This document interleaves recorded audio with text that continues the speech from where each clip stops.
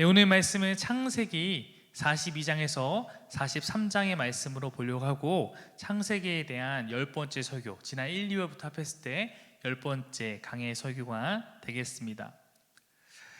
금요일에는 창세기 41장까지의 내용을 저희가 함께 읽으면서 그 안에서 생각해 볼 문제들, 그런 것들을 함께 나누는 시간을 가졌습니다. 거기서 다뤘던 내용은 무엇이었냐면, 이제 요셉이라는 인물이 종으로 팔려갔다가 하나님의 돌보신 가운데 애굽의 총리가 되는 그런 드라마틱한 이야기가 41장까지의 내용이었습니다. 즉, 이 42장에 들어가기 전에 알아야 될 것은, 이제 애굽에서 요셉이 드디어 꿈을 해몽하면서 총리가 되었다, 여기까지의 내용을 이해하시면서 오늘 말씀을 들으시면 될 것 같습니다. 오늘은 42장부터 43장에 있는 내용들을 제가 함께 설명해 나가면서 일단 여러분에게 말씀을 이해시키도록 돕고, 그 다음에 그 안에서 주님이 우리에게 주시는 그런 메시지를 나누도록 하겠습니다. 42장 1절과 2절은 이렇게 시작하고 있어요. 그때 야곱이 애굽에 곡식이 있음을 보고 아들들에게 이르되, 너희는 어찌하여 서로 바라보고만 있느냐? 야곱이 또 이르되, 내가 들은즉 저 애굽에 곡식이 있다 하니 너희는 그리로 가서 거기서 우리를 위하여 사오라. 그러면 우리가 살고 죽지 아니하리라 하매. 이제 그 극심한 기근으로 말미암아서 이제 야곱의 가족들도 굶주리게 된 것입니다. 그러니까 야곱이 이 수많은 가족을 위해서, 왜냐면 야곱의 그 아들들이 많았고 또 며느리도 있고 또 자녀들도 있으니까 얼마나 많겠습니까? 그러니까 이들을 위해서 이제 그렇게 사오라고 한 것이죠. 네, 하울링이 조금 생기고 있습니다. 앞에. 네, 조조시 감사하겠습니다. 근데 이제 그 곡식을 사러 가야 되는 땅이 애굽인데, 애굽은 형들이 요셉을 팔아버린 땅이었습니다. 그러므로 그곳에 가는 것은 이제 형제들에게 내키지 않은 일이었을 것입니다. 그러나 온 땅의 흉년이 너무 심했고 유일하게 애굽에만 식량이 비축되어 있기 때문에 아버지 야곱의 재촉을 받고 애굽으로 향하게 됩니다. 그런데 이때 나머지 형제 10명은 다 보내는데 야곱은 베냐민만큼은 보내지 않습니다. 즉, 야곱에게는 12명의 아들이 있었습니다. 요셉의 형이 10명 있었고 요셉이 11번째 아들이었고, 그다음 12번째 막내로 베냐민이 있었던 것이죠. 이 중에 라헬의 아들이 요셉과 베냐민 11번째와 12번째 아들이었습니다. 야곱의 입장에서 보자면 라헬도 죽었고 그 다음에 요셉도 죽은 것처럼 느껴지는 상황입니다. 아마 라헬과 요셉에 대한 그 마음조차도 베냐민에게 다 쏟았던 것으로 그렇게 볼 수 있습니다. 그러니까 베냐민만큼은 이 땅에 두고 가고 너희 10명이 가서 곡식을 구해와라, 이렇게 요청하게 된 것입니다. 6절 말씀 보면 이렇게 나와 있어요. 때에 요셉이 나라의 총리로서 그 땅 모든 백성에게 곡식을 팔더니 요셉의 형들이 와서 그 앞에서 땅에 엎드려 절하매. 아까 얘기했듯이 요셉이 총리가 된 가정은 여러분 다 아실 거라 생각합니다. 그는 애굽의 7년의 풍년 이후에 극심한 7년의 흉년이 있을 거라는 것을 바로의 그 꿈을 해석해서 더 나아가서 그것에 대한 대비책까지 바로에게 말하게 되면서 바로의 신임을 얻고 애굽의 총리가 되어서 그 일을 주관하게 됩니다.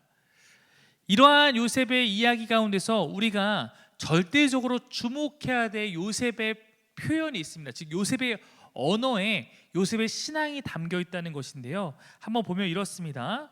넘겨보시면 40장 8절 41장 그리고 16절 25절 28절 32절 이 모든 곳에 보면 이렇게 나와 있어요. 요셉이 그들에게 이르되, 해석은 하나님께 있지 아니하나이까? 내가 아니라 하나님께서 바로에게 편안한 대답을 하시리이다. 하나님이 그가 하시리를 바로에게 보이심이니이다. 하나님이 그가 하시리를 바로에게 보이신다 함이 이것이라. 하나님이 이 일을 정하셨습니다. 하나님이 속히 행하시리니.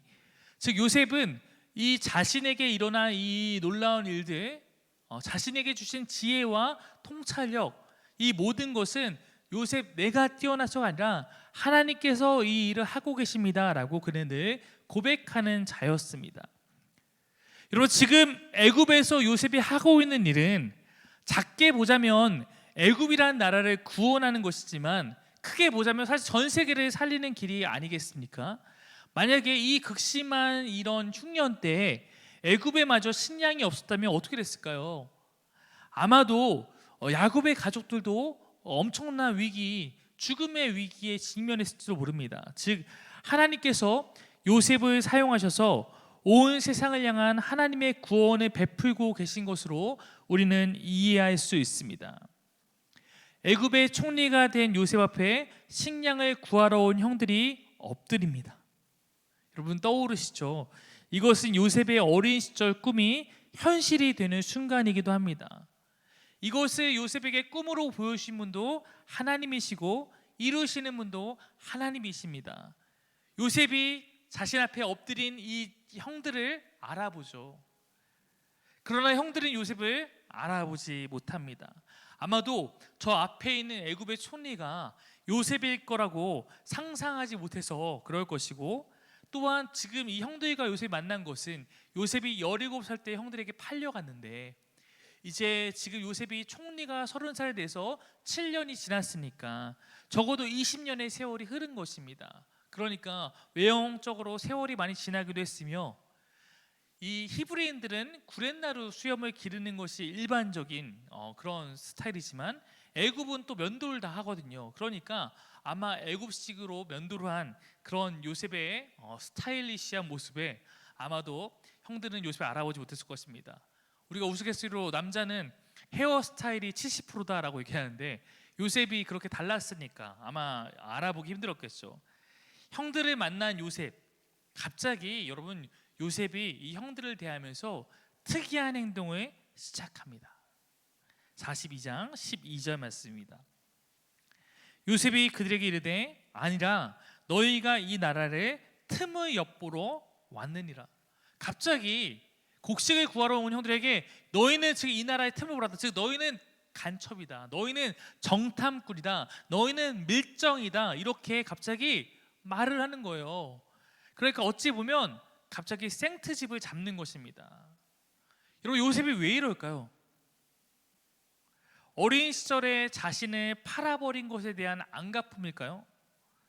아마도 그것보다는 요셉이 형들을 시험하며 형들을 확인해 보고 싶었던 것 같습니다. 여러분, 요셉의 입장에서 보자면 만약에 지금 이 앞에 있는 형들이 나를 팔았던 20년 전의 모습, 20년 전의 그 모습 그대로 매정하고 가족을 사랑하지 않고 우애가 없는 그런 모습이라면, 만약에 형들이 그때 그 모습 그대로 지금까지 살아왔다고 생각한다면 걱정되는 부분이 있지 않겠습니까? 이런 걱정할 수 있겠죠. 아니, 지금 10명 형들은 다 왔으니까 형들은 다 있는데 그럼 나를 늘 감싸주시던 아버지는 무사하실까? 내 동생 베냐민은 나처럼 험한 일을 당하지는 않았을까? 아마도 요셉 가운데 형들을 봤지만 또 형들의 그 뒤에 이면에서 그 남겨진 가족들에 대한 그런 걱정함이 있을 수 있겠다 싶습니다. 아마도 요셉은 형들을 지금 추궁하면서 그런 내면을, 그러한 이야기를 확인해 보고 싶었던 것 같습니다. 그런데 갑자기 곡식을 구하러 온 사람한테 갑자기 가족에 대해서만 묻고 이야기를 꺼내면 뭔가 이상하잖아요. 그러니까 자신의 신분은 들키지 않은 채 형들로부터 그것을 캐내고자 형들을 지금 밀정으로 몰아세우고 있는 것입니다. 형들은 애굽의 총리가 자기들의 신분을 의심하니까 밀정이 아니라고 그렇게 말을 해야 되는 상황인 거죠. 열심히 그렇게 항변을 합니다. 상식적으로 밀정을 보낼 때 전원 다 형제들로 밀정을 짜서 보낼 리가 없지 않겠습니까? 그러니까 요셉이 자꾸 형들에게 밀정이다, 너희들은 지금 애굽을 염탐하러 온 것이다 말하니까 형들이 자꾸 뭐라고 하냐면 아닙니다, 우리가 다 진짜 형제들입니다, 친형제 10명입니다. 그러니까 이 친형제라는 사실을 통해서 우리는 밀정이 아니라고 말을 하고 싶은 거예요. 그러면서 자기들이 알고 있는 자신들의 가족이 겪었던 그런 내부적이고 세부적인 이야기를 꺼내면서 우리가 진짜 이 일을 다 경험한 친형제입니다, 이렇게 증명하고자 하는 것입니다. 요셉은 그럼 그 이야기를 듣고 있다가 그럼 너희가 말한 것이 사실이란 것을 증명하기 위해서 너희에게 11번째 형제는 죽고 12번째 동생은 있다고 하니까 그 막내 동생은 지금 여기 없지 않느냐, 동생을 데려와서 너희 이야기가 진실하다는 것을 증명하라 라고 요구하는 것입니다. 42장 15절이에요. 너희는 이같이 하여 너희 진실함을 증명할 것이라. 바로의 생명으로 맹세하노니 너희 막내 아우가 여기 오지 아니하면 너희가 여기서 나가지 못하리라. 막내 아우를 데려와라 라고 이렇게 요셉이 갑자기 말을 하는 것입니다. 요셉은 너희의 신분이 그렇게 그로 말미암아 확인될 때까지 너희는 모두 감옥에 수감되어야 한다. 너희 중에 한 명만이 가서 너희의 그 막내를 데려와야지 너희가 다 풀려나게 될 것이다 말하는 것입니다. 요셉은 혹시라도 형제들이 여전히 예전에 자신의 죽음을 거짓으로 덮었던 것처럼 베냐민을 혹시 해코지해 놓고 거짓으로 자신에게 말하고 있을까 여전히 약간의 의심하면서 그렇게 확인하고자 하는 것 같습니다. 9명이 옥에 갇히고 1명이 가서 베냐민을 데려와야 되는데 형제들은 이것에 대해 결정을 내지 못한 채 3일의 시간이 흐릅니다. 형제들도 이 3일 동안 전전긍긍하고 있었겠지만 사실은 이 얘기를 꺼내놓고 아마도 더욱 다급한 마음이 있는 것은 요셉일 거예요. 왜냐하면 고향에 진짜로 나머지 가족들이 다 있다면 그렇다면 지금 흉년이 극심한 이때에 하루하루가 지체되는 것은 요셉 스스로도 굉장히 마음이 아픈 상황이기 때문입니다. 그래서 3일이 지나니까 요셉이 더욱 참지 못하고 먼저 제안을 다시 합니다. 이 내용을 바꿔서 이제는 그럼 감옥에 1명만 남겨두고 나머지 9명이 가서 그 형제를 데리고 와라 라고 말을 하는 것입니다. 왜냐하면 9명이 남아있고 1명만 돌아가게 되면 가져갈 수 있는 식량이 극히 적기 때문에, 그렇기 때문에 아마도 9명을 보내서 풍부한 식량을 가져갈 수 있도록 그렇게 한 것으로 이해해 볼 수 있습니다. 이제 형제들이 결단해야 되는 거예요. 누구를 남길 것인가 결단해야 하는 것이죠. 이 요셉의 제안 앞에서 형제들이 막 서로 이야기를 합니다. 42장 21절에 보면 이런 이야기를 하고 있어요. 그들이 서로 말하되 우리가 아우의 일로 말미암아 범죄하였도다. 그가 우리에게 애걸할 때 그 마음의 괴로움을 보고도 듣지 아니하였으므로 이 괴로움이 우리에게 임하도다. 형들은 지금 자신에게 닥쳐진 이 난처하고 괴로운 상황 앞에서 20년 전에 자신들에게 막 애걸했던 그 아우 요셉에게 저지른 행동을 떠올리게 됩니다. 한마디로 인과응보를 떠올리는 것이죠. 여러분 어쩌면 당연하지 않겠습니까? 저도 가끔 얘기한 적 있지만 막 제가 몸이 너무 아파요. 몸이 너무 아프면 막 혹시 내가 뭔가 잘못한 것이 있어서 깨닫게 하시려고 이렇게 하는 거 아닌가? 때론 떠올려 보기도 하는 것처럼 요셉의 형제들도 자신의 닥친 고난 앞에서 자신들이 삶에서 가장 크게 죄를 지은 요셉의 사건을 떠올리고 있는 것입니다. 근데 여러분 지금 상황이 어떤 것이냐면요, 이렇게 생각하시면 됩니다. 요셉이 이 앞에 있습니다. 그리고 형제들이 요셉의 앞에 있겠죠. 근데 이들 둘은 지금 같은 언어로 이야기하고 있는 것이 아니라 가운데 통역사가 있는 거예요. 그러니까 요셉은 애굽의 언어로 형제들한테 얘기를 하면 가운데 있는 통역사가 히브리 말로 번역해서 형제들에게 말을 하는 것이고, 형제들이 다시 요셉에 말할 때는 히브리 말로 이야기하면 통역사가 애굽의 말로 요셉에게 전달을 하고 있는 것입니다. 그러니까 형제들은 자신들의 이야기를 요셉이 알아들을 거라고 생각하지 못하고 자기들의 속내에 있는 이야기를 앞에서 막 하고 있는 건데, 사실은 요셉은 형들의 이야기를 다 알아듣고 있는 것이죠. 그러므로 이렇게 요셉이 반응하죠. 24절입니다. 요셉이 그들을 떠나가서 울고 다시 돌아와서 그들과 말하다가 그들 중에서 시므온을 끌어내어 그들의 눈앞에서 결박하고. 왜냐하면 요셉의 일을 막 이야기하면서 형제들이 괴로워하고 있으니까 요셉도 자신의 옛날 그 감정이 올라왔던 모양이에요. 그리고 요셉이 눈물을 흘리는데 형제들 앞에서 보일 수 없으니까 떠나가서 울고 다시 돌아오는 것입니다. 그리고 요셉이 이제 지목을 하는 거예요. 네가 남아서 있어라 라고 하면서 시므온을 지목합니다. 여러분 이 부분이 뭐 정확한 이유는 요셉에게 물어봐야겠지만 이 부분이 조금 재미있는데요. 원래 지금 이곳에 있는 10명의 형제 가운데 대표자를 뽑으라면 장남인 르우벤일 것입니다. 그런데 앞서서 이 형제들끼리 이야기할 때 르우벤이 이렇게 얘기하거든요. 다른 형제들한테, 야, 그러니까 내가 옛날 너희에게 그 아이에게 대해서 죄를 짓지 말라고 했잖아, 막 이렇게 말하는 것이 나오거든요. 그러니까 요셉이 그것을 들었죠. 그러니까 르우벤 형은 나를 그래도 살리려고 좀 노력을 했나 보다라고 아마 생각을 했을 수 있을 것 같아요. 그래서인지 모르겠지만 르우벤은 감옥에 가두지 않고 둘째인 시므온을 지목해서 당신이 남으십시오라고 이야기하는 것입니다. 만약 이렇다면 이 요셉의 인간미가 조금은 엿보이는 그런 장면이기도 합니다. 시므온이 남겨지고 나머지 9 형제가 가나안으로 돌아갑니다.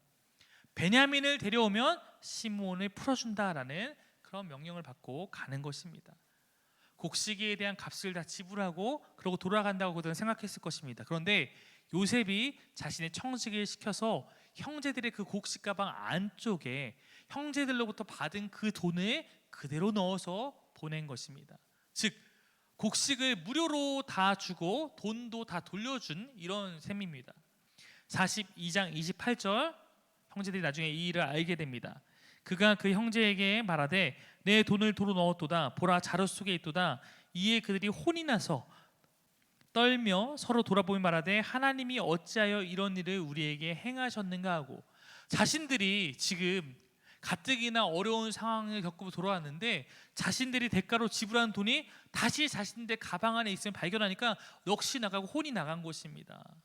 사실 이거를 돌아오는 길에 여관에서 발견했는데, 형들의 입장에서 보자면 곡식값을 치르지 않고 곡식을 훔쳐온 자가 되었고, 돈을 다시 가져온 사람, 훔쳐온 사람으로 비춰질 수 있는 상황이죠. 당연히 이것을 빨리 가서 오해를 풀어야지 시므온도 괜찮을 텐데, 문제는 지금 돌아오던 길에서 다시 애굽으로 돌아가기에는 가나안에 기다리고 있는 가족들이 염려스러운 상황인 것입니다. 그래서 일단은 무거운 마음을 갖고 고향으로 먼저 돌아가게 됩니다. 그래서 형제들은 가서 아버지에게도 자초지종을 설명하고 빨리 베냐민을 데리고 와서 우리 이 오해도 풀고 시므온도 데려와야 된다고 그렇게 말을 합니다. 그런데 이 이야기를 들은 야곱이 단호합니다. 42장 36절입니다. 그들의 아버지 야곱이 그들에게 이르되 너희가 나에게 내 자식들을 잃게 하도다. 요셉도 없어지고 시므온도 없어졌거든 베냐민을 또 빼앗아 가고자 하니 이는 다 나를 해롭게 함이로다. 지금 야곱의 마음에서는 요셉도 없어졌어요. 근데 야곱이 시므온도 없어지게 되었다라고 말하는 것은 야곱에게 있어서 베냐민은 죽어도 보낼 마음이 없기 때문에 이제 베냐민을 보내자면 시므온은 목숨이 어떻게 보면 담보할 수 없는 거 아닙니까? 그러니까 시므온은 죽은 목숨으로 간주하는 것입니다. 그러니까 요셉도 잃게 되고 시므온도 잃게 되었다, 이렇게 말을 하는 것과 같습니다. 베냐민이 안 가면 시므온은 못 오죠. 시므온은 없어진 것입니다. 시므온은 어쩌면 포기해버린 것이라고 생각할 수도 있습니다. 야곱의 지나친 편애가 한편으로는 이해가 되면서도 또 옳지 못하게 보이기도 합니다. 야곱은 베냐민에 대해서만큼은 내 아들은 너희와 함께 내려가지 못한다라고 말합니다. 베냐민은 내 아들, 다른 형제들은 너희와라고 말하고 있는 것에서 야곱의 마음이 드러나고 있는 것이죠. 형제들의 입장에서 보자면 시므온을 구하려면 베냐민이 가야 하는데 아버지는 결코 보낼 수 없다고 하니 시간만 흐르고 이도저도 안 되는 거예요. 여러분, 그렇게 얼마의 시간이 흐르는지 아십니까? 1년이 흐릅니다. 1년이 그렇게 그냥 가버려요. 여러분, 1년이 지났습니다. 이들에게는 이제 어떤 문제가 생겼을까요? 1년 동안? 네, 그렇습니다. 곡식이 다시 떨어진 것입니다. 이제는 베냐민을 안 보내면 모든 가족이 다 죽게 된 상황이 오게 된 것입니다. 이 상황에서 이제 유다가 나서서 아버지를 설득합니다. 43장 8절 말씀입니다. 유다가 그의 아버지 이스라엘에게 이르되 저 아이를 나와 함께 보내시면 우리가 곧 가리니 그러면 우리와 아버지와 우리 어린 아이들이 다 살고 죽지 아니하리이다. 이스라엘은 야곱의 다른 이름이죠. 저 아이는 베냐민입니다. 아버지께서 베냐민을 나와 함께 보내시면 우리가 애굽에 가서 곡식을 사오겠습니다. 그렇게 하면 우리 가족 모두가 다 살 수 있습니다. 유다가 아버지를 설득하는 것입니다. 베냐민을 데려가야만 이 모든 위기가 해결된다고 말하고 있는 것입니다. 시므온이 잡혀있는 위기, 절도범으로 몰린 위기, 굶어 죽을 만한 모든 그 위기 안에서 벗어날 유일한 길이라고 말하고 있는 것입니다. 결국 야곱이 동의하게 됩니다. 43장 15절 보면 이제 그들이 이렇게 준비합니다. 그 형제들이 예물을 마련하고 갑절의 돈을 자기들의 손에 가지고 베냐민을 데리고 애굽에 내려가서 요셉 앞에 선지라. 예물은 선물을 말하는 것이고요. 선물은 별도로 또 준비하고 갑절 2배의 돈을 가지고 갑니다. 왜냐하면 지난번에 치렀던 돈을 다시 돌려받았기 때문에 그것과 이번에 새로운 비용을 함께 더해서 2배를 가져가는 것입니다. 물론 더 중요한 것은 베냐민을 데리고라는 거겠죠. 베냐민을 데리고 가는 것이었습니다. 여러분, 요셉은 1년 동안 어땠을까요? 어쩌면 요셉이 1년 동안 더 기다리지 않았겠습니까? 어쩌면 자책했을 수도 있고, 내가 괜히 너무 무리한 요구를 해서 혹시 이렇게 지금 뭔가 해결 안 되고 시므온이 여기에 있고 이렇게 된 것이 아닌가 자책했거나, 혹은 형제들이 진짜 나한테 거짓말해서 혹시 야곱도 어떻게 되고 베냐민도 어떻게 됐는데 그래서 못 오는 게 아닌가, 아마 별의별 생각이 다 들었을 것 같아요. 그러면서 뭔가 좀 형들이 다시 나타나서 이 상황이 해결되길 기다렸을 것입니다. 또 감옥에 잡혀있는 시므온은 어땠을까요? 아마도 요셉의 삶에 느꼈던 그 감정들을 시므온도 느꼈을지도 모릅니다. 드디어 1년이 지나서 형들이 다시 애굽에 오게 된 것이죠. 43장 16절, 요셉은 베냐민이 그들과 함께 있음을 보고 자기의 청지기에 이르되 이 사람들을 집으로 인도해드리고 짐승을 잡고 준비하라. 이 사람들이 정오에 나와 함께 먹을 것이니라, 이렇게 말합니다. 요셉은 형들이 왔다고 하니까 형들 10명을 세본 다음에 처음 보는 얼굴, 즉 베냐민을 가장 먼저 찾습니다. 베냐민으로 보이는 한 사람이 그들과 함께 있음을 보고 형들을 이제 맞아들이고 극진히 대접하는 것입니다. 그런데 이제 형들이 이제 어리둥절한 거예요. 왜냐면 형들의 입장에서 보자면 첫 번째 만남 때 갑자기 어쩌면 좀 생뚱맞게 자신들을 계속해서 밀정이라고 몰아붙였던 그 깐깐하고 무서웠던 애굽의 총리를 기억하면서 이 총리를 어떻게 다시 만나나 긴장하면서 그 앞에 서지 않았겠습니까? 그런데 갑작스럽게 요셉이 형제들이 환대하니까 어리둥절한 것입니다. 그래서 형제들이 여러분 무슨 생각인지 알아요? 왜 갑자기 잘해주지? 지금 여기서 잘해줘서 우리의 긴장을 풀게 하고 지금 저 총리의 집에 들어가면 아마도 우리를 잡아서 죽이려나 보다. 그래서 형제들이 요셉의 집에 못 들어가요. 무서워서. 43절 19절부터 한번 보십시오. 그들이 요셉의 집 청지기에 가까이 나아가 그 집 문 앞에서 그에게 말하여 이르되 내 주여, 우리가 전번에 내려와서 양식을 사가지고 여관에 이르러 자루를 풀어본즉 각 사람의 돈이 전액 그대로 자루 아기에 있기로 우리가 도로 가져왔고 양식 살 다른 돈도 우리가 가지고 내려왔나이다. 우리의 돈을 우리 자루에 넣은 자는 누구인지 우리가 알지 못하나이다. 즉 이렇게 계속해서 항변하는 거예요. 그 집에 들어가기 전에 우리가 지금 있었던 이 일을 다 항변하면서 이거에 대해 설명하고 있는 그러한 상황인 것입니다. 집에 들어가지 못하고 문 앞에 서서 우리가 지금 이 오해를 풀고 싶습니다. 항변하기 바쁜 것입니다. 근데 사실 여러분, 이 이야기를 듣고 있는 요셉의 집 청지기는 이 모든 상황을 알고 있는 그런 자입니다.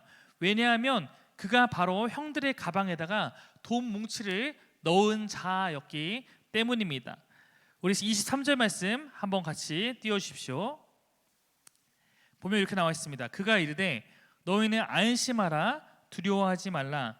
너희 하나님, 너희 아버지의 하나님이 재물을 너희 자루에 넣어 너희에게 주신 것이니라. 너희 돈은 내가 이미 받았느니라 하고 시므온을 그들에게 이끌어내고, 이렇게 나와 있습니다. 즉 무슨 얘기냐면요, 청지기의 이 말이 참 인상적이죠. 뭐라고 말하고 있냐면 너희 하나님, 너희 아버지의 하나님께서 너희에게 베푸신 것이다 말하고 있습니다. 여러분, 지금 이 이야기는 굉장히 놀라운 이야기 아니겠습니까? 애굽에서 총리의 청지기가 오히려 하나님을 믿는 히브리 백성들에게 이것은 너희 하나님께서 베푸신 것이고 너희 아버지 하는 즉 야곱의 하나님께서 너희에게 베푸신 선물이야 라고 말을 하는 것입니다. 마치 이방 땅인 애굽 땅에서 전해지는 복음과 같이 들립니다. 요셉의 청지기는 요셉의 분부대로 형제들을 집으로 인도하고 물을 주어 발을 씻게 합니다. 여러분, 히브리 원어로 이 말씀을 읽으면 눈에 들어오는 표현이 있습니다. 그 정탐꾼으로 몰렸던 이들에게 이제 극진히 황대하고 집으로 맞아들이고 물을 주어서 발을 씻겼다라고 말을 하는 부분인데, 정탐꾼을 히브리어로 메라겔이라고 씁니다. 메라겔. 근데 이 단어는 사람의 발을 뜻하는 레겔의 파생어입니다. 즉 형제들이 이제 요셉의 집에 들어와서 발을 씻는 것은 이들이 정탐꾼이라는 혐의가 씻어지는 것과 같은 것입니다. 이제 이들에 대한 의심이 거친 것입니다. 요셉은 형들을 만나니까 아버지의 안부를 묻습니다. 어쨌든 이제 베냐민은 데리고 왔으니까 남겨져 있는 아버지의 안부가 궁금한 것입니다. 형들은 아버지가 평안하고 잘 계십니다 라고 대답을 합니다. 29절에 보면 이제 베냐민을 보면서 이렇게 이야기하는 부분이 나옵니다. 요셉이 눈을 들어 자기 어머니의 아들 자기 동생 베냐민을 보고 이르되 너희가 내게 말하던 너희 작은 동생이 이 아이냐? 그가 또 이르되 소자여 하나님이 내게 은혜 베푸시기를 원하노라. 요셉이 베냐민을 바라봅니다. 아마 베냐민도 이미 30살은 넘었을 것입니다. 워낙 어린 나이에 헤어졌으므로 그가 베냐민이 맞는지 다시 물어 확인하는 것입니다. 그리고 베냐민을 향해서 이렇게 말하고 있죠.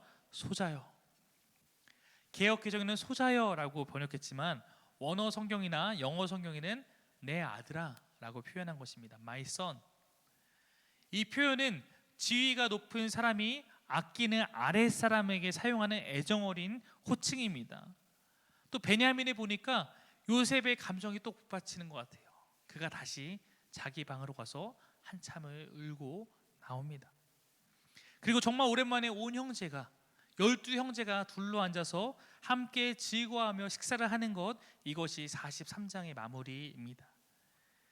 제가 오늘 창세기 42장부터 43장까지 내용을 여러분과 함께 살펴봤는데, 이 이야기 안에서 주목하여 여러분에게 전하고 싶은 메시지의 초점은 설교의 제목처럼 설득에 대한 것입니다.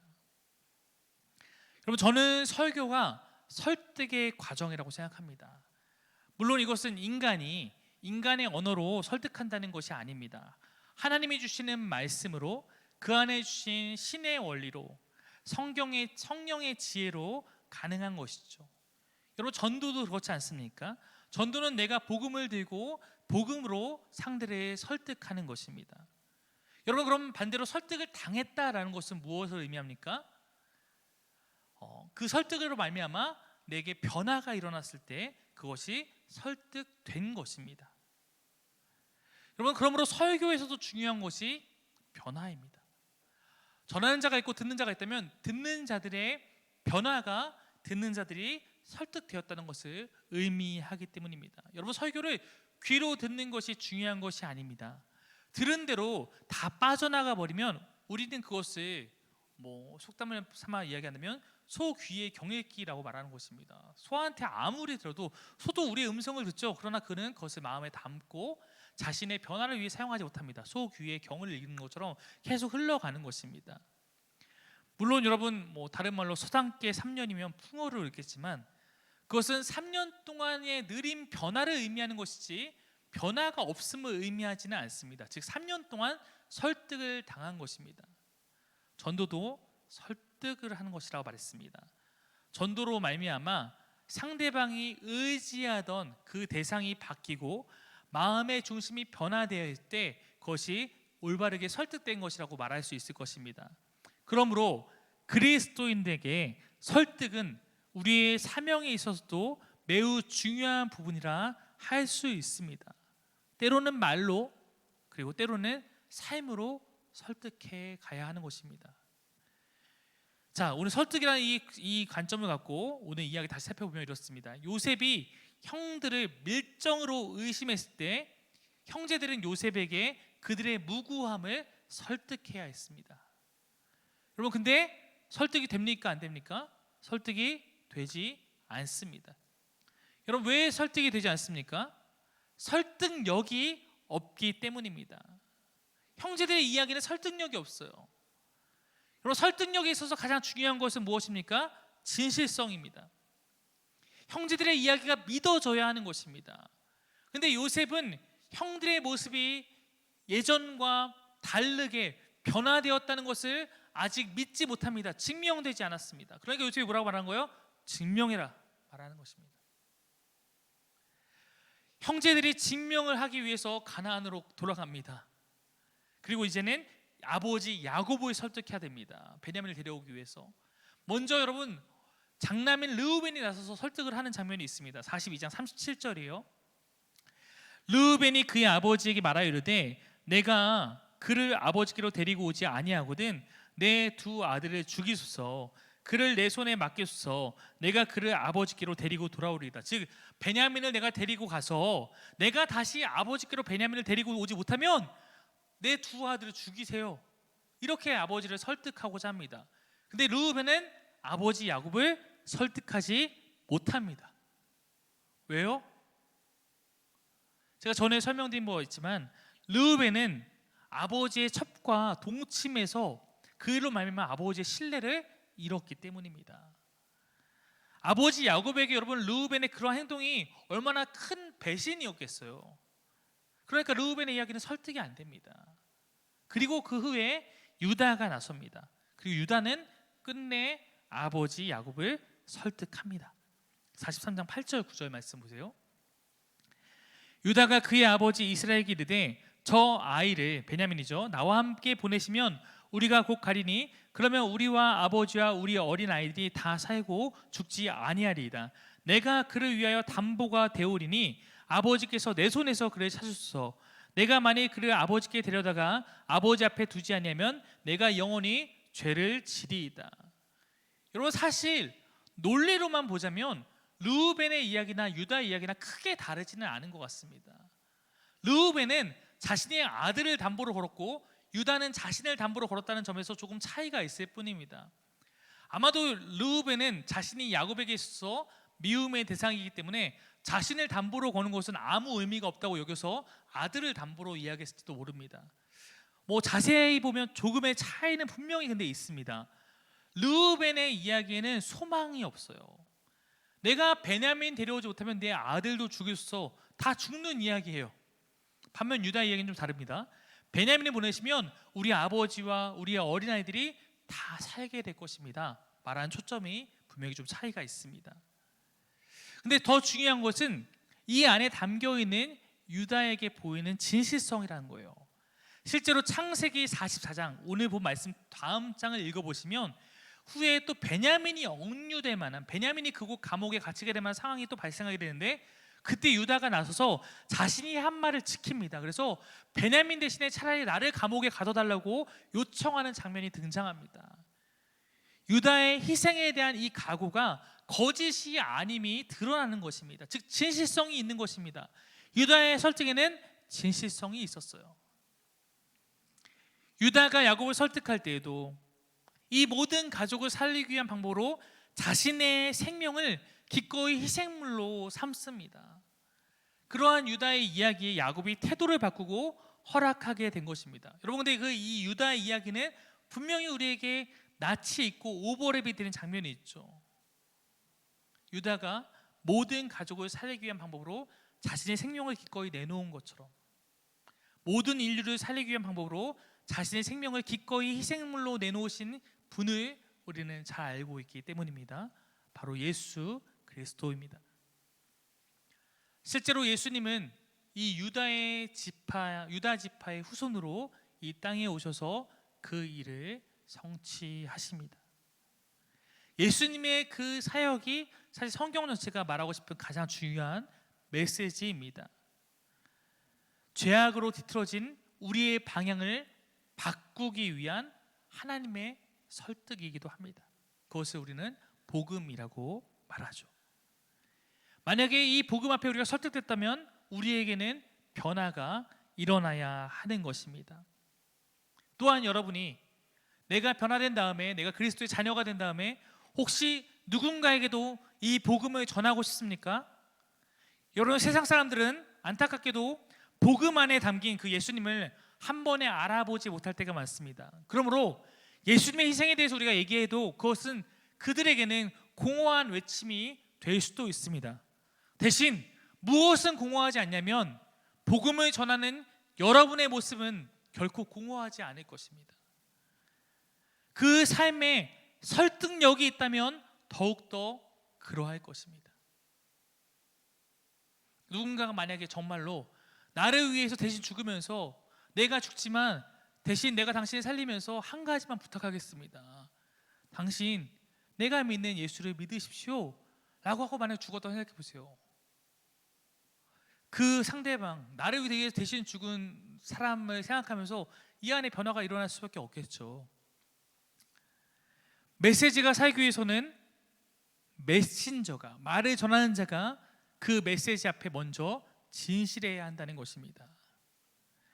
여러분, 예수님께서 희생하시며 사랑함으로 우리 모두를 살리셨다는 복음을 가장 잘 전달하는 방법은 바로 메신저가 되는 그 복음을 전하는 내가 그 예수의 모습을 닮아서 희생하고 사랑할 때입니다. 여러분이 누군가에게 복음을 전하고 싶다면 반드시 여러분의 삶이 복음에 먼저 설득당해 변화된 자의 삶이 되어야 하는 것입니다. 또한 여러분이 그 상대방을 향해 그러한 희생과 그러한 사랑으로 전할 때 거기에 설득의 힘이 있는 것입니다. 만약에 여러분 혹시 내가 좀 더 높은 사람이거나 내가 선배거나 뭐 회사에서 직장에서 내가 사장이거나 내가 직원을 평상시에 엄청나게 부려먹어 놓고 그에게 복음을 전한 것이 가능하겠습니까?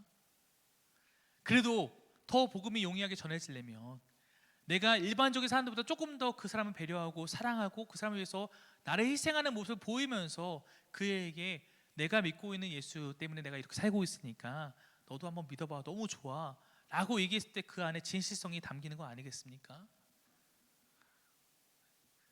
여러분, 가족을 전도할 때도 사실 마찬가지입니다. 그래서 가족 전도하기 너무 어렵죠. 내가 조금 예수 믿고 복음 안에서 설득당해서 내가 변화된 모습이 있어야지 그 안에서 나처럼 예수 믿어보자 라고 말할 수 있는 힘을 얻을 수 있는 것입니다. 여러분, 참 요즘에 세상이 교회를 무섭게 싫어합니다. 인터넷에서 교회에 관련된 기사를 보시면 아마 모두가 느끼실 것입니다. 전보다 훨씬 더 그 기준이 냉혹해졌습니다. 여러분, 근데 그들이 성경의 가르침이나 예수님의 복음을 싫어합니까? 아닙니다. 그들은 예수를 싫어하지 않습니다. 예수를 믿는다고 하며 예수를 믿는다고 하는 우리가 예수님처럼 살지 않는다고 싫어합니다. 여러분, 인도의 길에 걷고 있는 예수라는 책이 있습니다. 제가 굉장히 좋아하는 책이에요. 혹시 관심 있으면 읽어보셔도 좋을 것 같습니다. 한번 넘겨주시면 인도의 길에 걷고 있는 예수라는 책에 보면 이 책은 영국의 선교사인 스탠리 조스라는 선교사가 인도에 가서 복음을 전하며 쓴 이야기입니다. 스탠리 조스는 굉장히 유명한 선교사죠. 그는 당시에 인도에서 활동했던 비폭력주의자인 리더인 간디와 친구로서 지낸 인물이기도 합니다. 여러분, 스탠리 조스가 인도에서 선교하면서 가장 큰 어려움을 이 책에 뭐라고 적고 있냐면 기독교라는 것이 갖고 있는 이미지였습니다. 왜냐하면 당시 영국을 비롯한 서방의 그 강대국들, 제국주의 강대국들은 대부분 다 기독교 국가였잖아요. 기독교 계통의 국가들에 의해서 침략을 받아왔던 그런 나라 중에 하나였던 인도에서 기독교를 생각하면 서양의 제국주의가 떠오르는 거예요. 그러니까 기독교가 하는 얘기라고 하면 사람들이 선입견을 갖고 듣게 되는 것이었습니다. 그래서 기독교가 하는 얘기는 예수님의 이야기로 들어야 되는데 기독교가 하는 이야기라고 하면, 교회에 하는 이야기라고 하면 사람들이 마치 강대국의 그런 어떤 논리 이런 것처럼 받아들이게 되는 것이죠. 그러므로 정말로 아이러니하게 인도에 갔던 선교사들이 인도에 가서 가장 먼저 해야 하는 일이 무엇이었는지 아십니까?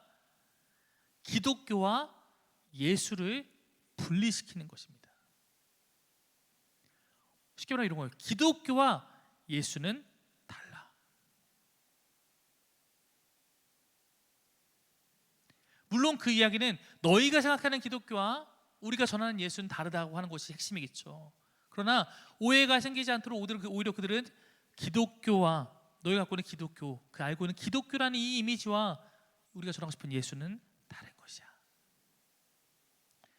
예수님은 제국주의자들처럼 너희를 이용하기 위해서 너희를 침략하는 어떤 이방의 세력이 아니라 그분은 너희의 삶, 인도의 길을 함께 걷고 있는, 당신의 삶에 함께 하시는 그런 분이라고 가르쳤던 것입니다. 그의 친구가 되었던 아까도 우리가 너무나 유명한 간디는 스탠리 존스에게 이런 조언을 했습니다. 넘겨주시면, 기독교인들과 선교사들을 포함한 모든 서양인들은 오늘부터 예수 그리스도처럼 살아가도록 하십시오. 당신들은 반드시 당신의 종교의 가르침대로 살아야 합니다. 품위를 떨어뜨리는 행동을 하지 말고 타협을 하지 마십시오. 이렇게 조언하기도 합니다. 한 힌두교인이 후에 복음을 듣고 개종하면서 스트레뇨스에게 이렇게 말한 부분이 인상적입니다. 넘겨주시면, 예수는 없습니까? 네, 제가 아닙니다. 그럼 예수는 정말 이상적이고 멋진 분입니다. 그러나 당신네 기독교인들은 정말 전혀 그분과 닮지 않았군요. 만약 기독교인들이 진정으로 예수 그리스도와 같은 삶을 살았다면 우리 힌두교인이 기독교로 개종하는 순간은 훨씬 빨리 찾아왔을 것입니다. 이렇게 말을 해요. 여러분, 코로나 시대의 교회, 기독교는 도대체 지금 세상 사람들에게 무엇으로 다가오고 있을까요? 어쩌면 우리도 교회와 예수님은 달라 라고 말해야 되는 그런 상황에 직면해 가고 있는 것이 아닌지요. 어쩌면 세상 사람들 우리 보면서 예수님은 정말 살펴보니까 정말 좋은 분인데, 그러나 당신의 기독교인들은 정말 전혀 그분을 닮지 않았군요. 만약 기독교인들이 진정으로 예수님과 같은 삶을 살았다면 우리가 당신들을 이렇게 싫어할 리가 없었을 텐데요. 말할지도 모르겠습니다. 말씀을 마무리하면서 여러분 이렇게 도전하고 싶습니다. 다음 페이지 넘겨주시면, 나는 먼저 진정으로 하나님께 설득되었는가? 나는 진정으로 복음 앞에 설득되었는가? 그렇다면 나는 그 설득의 결과로서 진정한 변화가 내 안에 시작되었는가? 혹은 시작되었다가 지금 멈춰 있는 것은 아닌가? 좀 변화했다가 다시 역행해버린 것은 아닌가? 우리는 먼저 우리에게 질문해야 할 것입니다. 나를 봐야 될 거예요. 그리고 더 나아가서 우리가 세상을 향해서 예수 그리스도 전하는 자로서 우리는 또한 이렇게 물어야 할 것입니다. 과연 내 삶은 예수님을 나타내고 있는가? 내 삶을 통해서 세상이 예수님을 만날 수 있는가? 가까운 사람을 전도하기 위해서 유다처럼 나를 희생하는 그러한 마음과 태도가 나에게 있는가? 어쩌면 이 시대에 세상은 더 이상 교회를 믿지 않습니다. 그러므로 세상은 교회가 전하는 예수님도 믿지 않으려 합니다. 그러나 이것을 뒤집어 세상 앞에 예수님을 바르게 전할 수 있는 자, 바르게 나타낼 수 있는 자 또한 우리 크리스찬 기독교인들 뿐입니다. 여러분, 저는 그렇게 생각합니다. 어쩌면 이제 이 시대 이후로 기독교인의 숫자는 줄어갈지도 모릅니다. 정말 많이 줄을지도 모르겠습니다. 근데 여러분, 저는 기독교인의 숫자가 줄어드는 것은 어쩌면 중요하지 않은 문제라 생각합니다. 껍데기는 다 사라질 거예요. 무늬만 기독교를 유지하고 있던 사람들은 이 비대면 예배 가운데, 이 어려운 상황 가운데, 세상의 비판 가운데서 다 떨어져 나갈지도 모릅니다. 여러분, 그거 중요하지 않아요.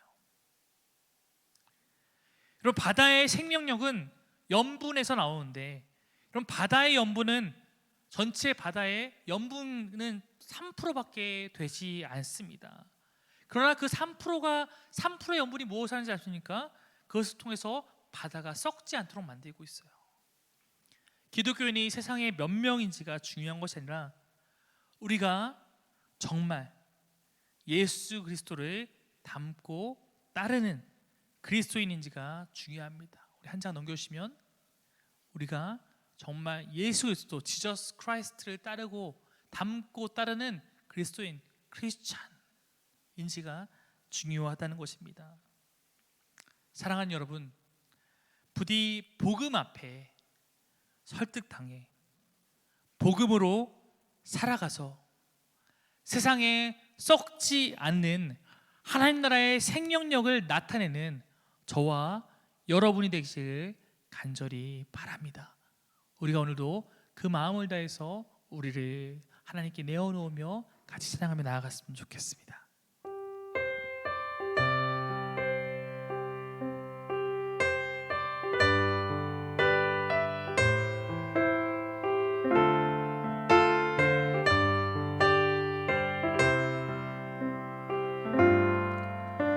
우리에게 소원이 하나 있네.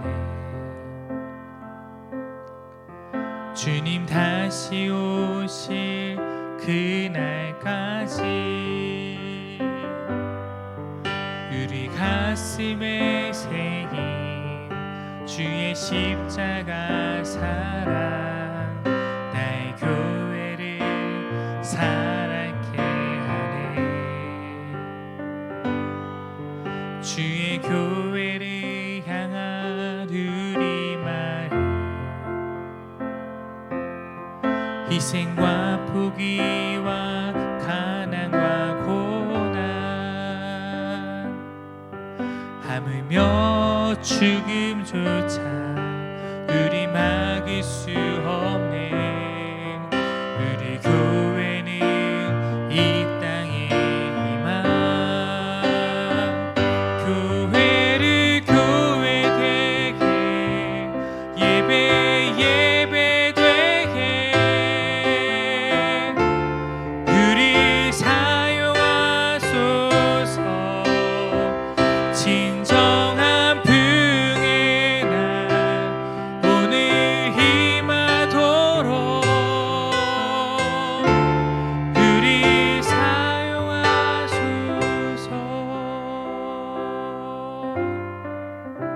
한 번 더 고백하며 나갈까요?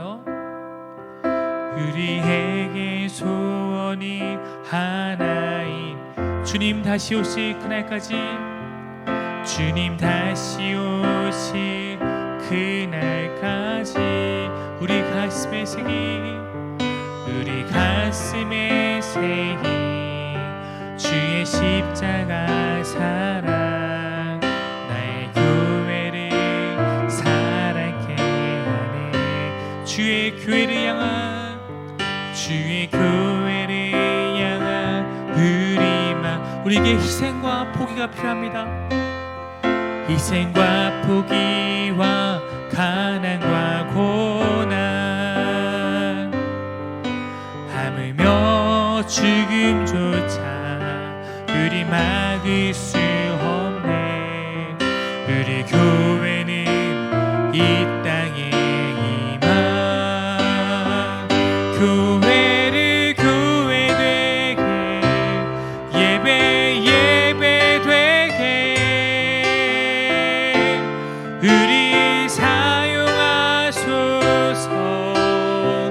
진정한 부흥의 날 오늘 임하도록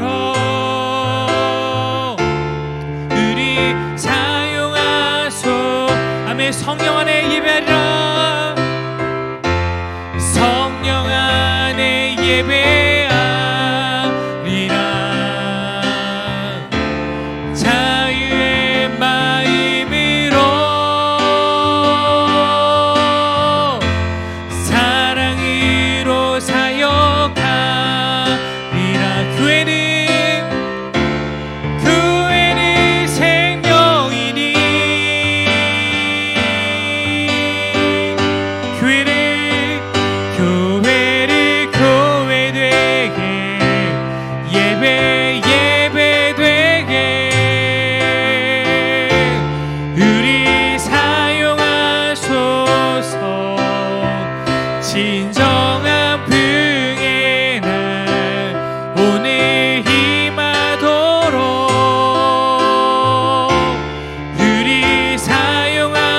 한번 더 찬양합시다. 교회를 교회되게, 교회를 교회되게, 예배 예배되게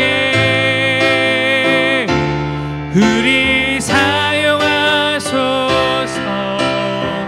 진정한 부흥의 날 오늘 임하도록 우리 사용하소. 우리 사용하소. 우리 사용하소. 우리 사용하소. 우리 사용하소서.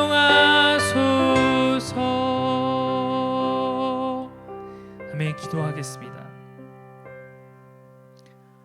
하나님, 우리 사김의 교회를 하나님께서 세우시고 이곳에 주를 함께 닮아가기 원하는 사람들을 보내주셨습니다. 우리 사김의 교회 공동체를 비롯한 모든 교회가 시대적 위기를 맞이하고 있습니다. 그러나 주님, 우리는 이 위기가 우리에게 기회가 될 것을 믿습니다. 어쩌면 이 위기의 이 순간 안에, 이 시간을 보내면서 하나님을 믿는 줄 알았던, 그러나 믿지 않았던 수많은 사람들을 이제는 그리스도인이 되는 것을 포기할지도 모릅니다. 어쩌면 한국이 자랑해왔던 기독교인의 숫자, 교회의 숫자는 지금과 다르게 줄어들지도 모르겠습니다. 그러나 주님, 이 시간들은 한국 교회가 주님을 믿는다는 우리 그리스도인들이 갱신되어 새롭게 되는 시간이 될 거라 믿습니다.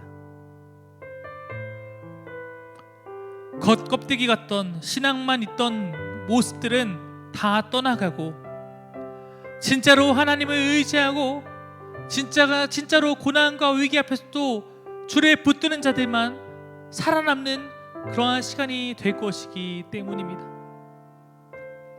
주님, 바라는 것은 우리 사김의 교회에 속한 모든 지체들이 살아남는 자, 주님을 붙드는 자가 되기를 간절히 바랍니다. 현장에 모여서 예배당에 모여서 예배하지 못한다고 이들의 신앙이 정처 없이 헤매고 있는 것이 아니라 살아계신 하나님은 눈에 보이지 않지만 언제나 함께 하시는 그 가장 기본적인 진리를 자신의 삶의 자리에서 오늘도 흩어져 예배하는 자리마다 경험으로 말미암아서 그 하나님을 붙들고 살아남을 수 있도록 주여 인도하여 주옵소서. 바다의 3%의 염분과 같이 이 땅에 그렇게 살아남은 기독교인의 숫자가 비록 지금보다 적을지라도 그들에게 있는 그 생명력으로 말미암아 이 땅에 다시 한번 하나님 나라가 더욱더 온전하고 기쁜 모습으로 진실되게 설득될 것임을, 전달될 것임을 믿습니다. 그러한 주님의 복음을 들고 나아가 전하는 자의 자리에 우리 사김의 교회가 있을 수 있도록 주님 우리를 붙들어 주옵소서. 주님께 설득당해온 나의 삶이 이제는 그 설득의 결과로 말미암아 더욱더 올바른 모습으로 나아가고, 더 나아가서 나의 그러한 모습으로 내 주변에 있는 믿음이 연약한 자, 아직 하나님을 알지 못하는 자에게 복음의 증거가 될 수 있도록 주여 인도하여 주옵소서. 혹시 이 시간을 통해서 믿음이 연약하여져 가고 예배의 시간을 등한시하고 그렇게 예배를 드리지 못하는 자가 우리 사김의 교회 안에 있다면 우리가 그런 자들의 긍휼히 여기며 더욱더 붙잡아 함께 하나님께 나아갈수록 인도하여 주옵소서. 이 시간을 통해서 우리의 사랑하는 형제가 그 믿음이 떠내려가는 것을 가만히 두고 보지 아니하고 내 가족 가운데 하나님을 온전하게 예배하지 못하는 것을 그냥 지켜보고 방관하는 것이 아니라 사랑하는 마음을 갖고 우리가 사랑하는 자들이 모두 하나님께 온전한 모습으로 끝끝내 승리할 수 있도록 우리가 함께 그렇게 섬기며 희생하며 사랑을 베풀며 관심을 주며 나아갈 수 있도록 주여 인도하여 주옵소서. 주님께 설득당한 우리의 삶, 주님께 설득당해 세워진 우리 이 교회가 하나님의 모습을 닮아서 끝끝내 그렇게 세상을 향해서 나아갈 수 있는, 주님을 전할 수 있는 그런 교회, 그런 한 사람 한 사람이 되기를 간절히 바랍니다. 희생 없이 하려고 하지 않도록 인도하시고 우리의 철저한 희생으로 말미암아서 유다와 같이, 예수 그리스도와 같이 나아갈 수 있도록 주님 붙들어 주옵소서. 주님 사랑합니다. 주님 찬양합니다. 주님 다시 한번 영광을 돌립니다. 우리 예배 가운데 함께하여 주옵소서. 감사드리며 예수 이름으로 기도드립니다.